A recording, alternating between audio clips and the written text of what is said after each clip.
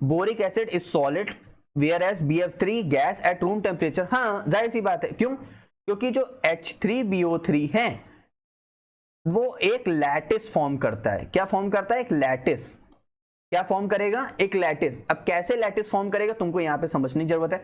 H3BO3 का structure बनाओ, B O कितने? 3, O 3 हो गए। हाइड्रोजन कितने? 3, हाइड्रोजन भी 3 हो गए। ठीक, अब लैटिस कैसे फॉर्म कर रहा है? Due to hydrogen bonding. Due to hydrogen bonding. Hydrogen bonding बहुत से बच्चों कंफ्यूज होता है, मैं बता देता हूं। जैसे ये कंपाउंड है, इसका H, तो ऐसी एक और बोरिक एसिड कंपाउंड होगा, उसका O, जब इस तरह जो बॉन्डिंग होगी उसको बोलते हैं हाइड्रोजन बॉन्डिंग।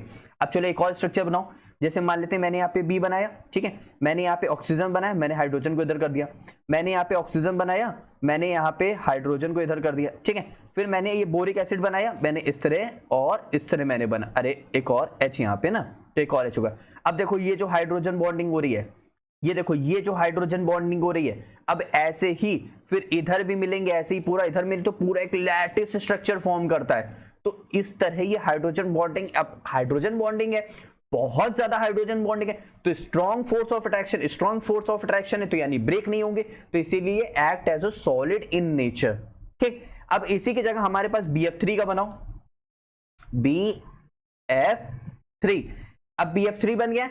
अब BF3 में यहां पे हमारे पास ये इसके लोन पेयर्स हैं इस तरह 1 2 3 4 5 6, 1 2 3 4 5 6, है ना। BF3 हमारे पास एक वैकेंट ऑर्बिटल कंपाउंड होता है, खैर उससे हम नहीं जा रहे, हम खाली इतना बता रहे हैं यहां पे कोई भी हाइड्रोजन बॉन्डिंग नहीं है, यहां पे नो हाइड्रोजन बॉन्डिंग होने की मदद से ये एक्ट करता है as a gas in nature. ठीक, यानी act as a volatile in nature. और दूसरी बात, ये अपने आप को इलेक्ट्रॉन फिल करने के लिए ये यहां से करता है बैक बॉन्डिंग। फिलहाल ध्यान रखना ये यहां पे क्या शो करता है? बैक बॉन्डिंग, क्योंकि फ्लोरीन के पास लोन पेयर से, लोन पेयर क्या करते हैं? बोरॉन के वैकेंट ऑर्बिटल्स को फिल करने में हेल्प करते हैं।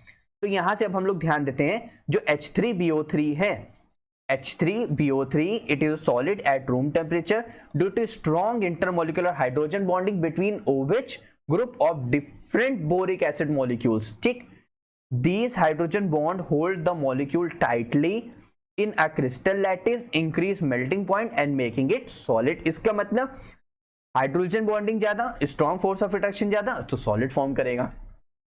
ठीक, BF3 क्या कह रहा है? BF3 हमारे पास कह रहा है ये कोवेलेंट मॉलिक्यूल है। हाँ जाहिर सी बात है, दोनों नॉन मेटल है, exist as a gas at room temperature. क्यों? क्योंकि BF3 एक स्मॉल मॉलिक्यूल है with no hydrogen atoms, so no hydrogen bonding, so it experience only weak van der Waals force होगा, जो जरा से भी हीट करने पे निकल जाएगा। Hence it is volatile and exist as a room temperature, exist as a gas at room temperature. Clear? तो यहां पे हमारे पास इसका मतलब जो ऑप्शंस कह रहा था, strong wonder wall force of attraction boric acid, उसमें तो हाइड्रोजन बॉन्ड नहीं करी, हटा दो। Strong covalent bond in BF3, हाँ सही बात है, ठीक है।